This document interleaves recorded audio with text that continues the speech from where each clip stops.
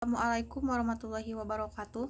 Perkenalkan, nama saya Siti Nur Hasanah dari kelas MN20F. Di sini saya akan menjelaskan tentang akuntansi pertanggungjawaban.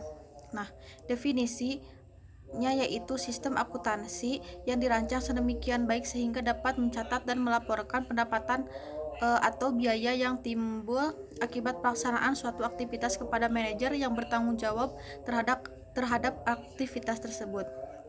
Nah, adapun tujuannya menyediakan informasi yang dapat digunakan oleh manajemen untuk mengevaluasi efisiensi penggunaan sumber daya organisasi.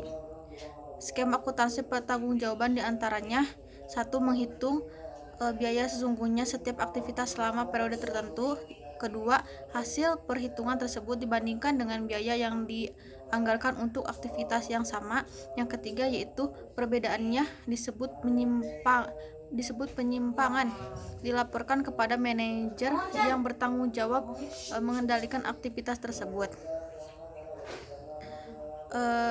Selanjutnya ada penentuan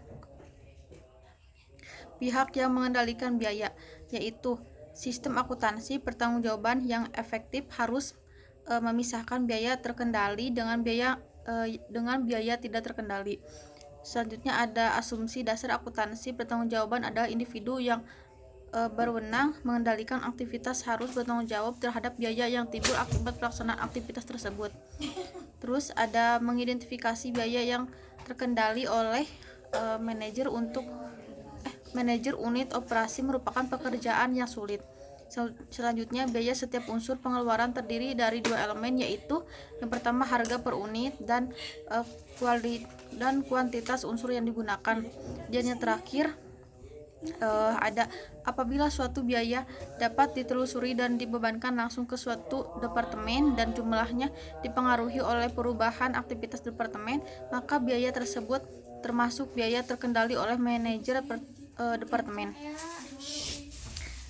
Selanjutnya ada tanggung jawab terhadap BPO, yaitu yang pertama unsur overhead ada yang dapat dibebankan secara langsung ke suatu departemen dan menjadi tanggung jawab langsung kepada departemen, dan sebagian lagi berasal dari alokasi untuk menentukan tarif BOP.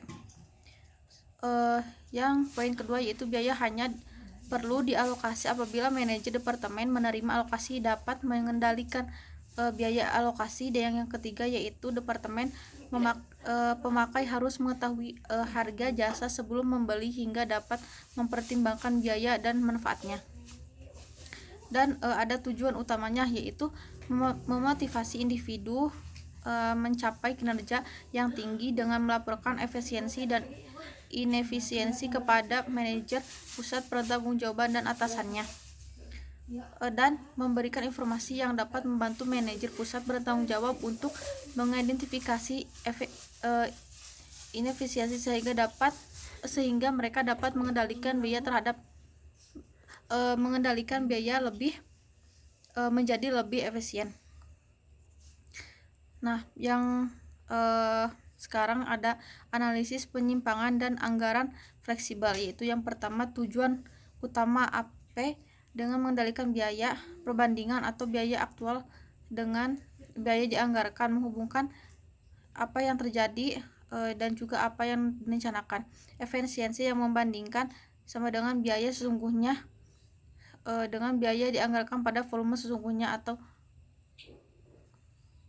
Nah, sekarang ada akuntansi pertanggungjawaban dengan pendekatan alternatif, yaitu ada AP sebagai alat evaluasi merupakan perkembangan logis manajemen gaya operatif. Manajer bertugas mengarahkan sehingga harus terampil dan berwawasan luas untuk mengambil keputusan. Selanjutnya ada gaya manajemen partisipatif. Manajer dan karyawan bertanggung jawab sama sebagai anggota tim. Manajer sebagai fasilitator bukan direktur. Selanjutnya ada pergeseran penekanan dari kinerja individual menjadi kinerja tim, menimbulkan pertanyaan mengenai kegunaan akuntansi bertanggung jawab sebagai dasar untuk mengevaluasi kinerja manajer. Nah, sekarang ada perilaku disfungsional manajer, yaitu yang pertama AP tradisional membebankan tanggung jawab efisiensi kepada individu, ukuran menyimpan anggaran atau inefisiensi. Manajer mengendalikan aktivitas yang menimbulkan biaya penyimpangan dibebankan kepada manajer, bukan kepada proses bisnis penyebab penyimpangan. Dan ada individual yang dievaluasi, bukan proses bisnisnya. Individu cenderung berupa meminimalkan penyimpangan. Kecenderungan perilaku diantaranya ada mengutamakan kepentingan sendiri, fokus pencapaian anggaran, fokus target jangka pendek, dan manajer pandai memanipulasi sampai sukses. Dan yang poin selanjutnya ada alternatif evaluasi kinerja, yaitu diantaranya ada tren kinerja sesungguhnya, antar waktu, dan anggaran berbasis taksiran kurva pembelajaran. Dan pembahasan terakhir yaitu adalah kegunaan informasi bagi manajer, yaitu yang pertama, AP tradisional, biaya dilaporkan ke manajer. Sebagai besar AP membuat dasar anggaran dengan ukuran volume yang tidak selalu terkait dengan terjadinya biaya. Data pengendalian oleh AP terlalu ringkas berupa data keuangan yang tidak mudah diinterpretasi oleh manajer tingkat operasi atau dari berbagai disiplin ilmu. Penyimpangan pengeluaran, tidak memberikan informasi yang mampu membantu manajer mengidentifikasi penyebabnya. Dan yang terakhir yaitu alternatif solusi atau perhitungan biaya dan AP berbasis aktivitas.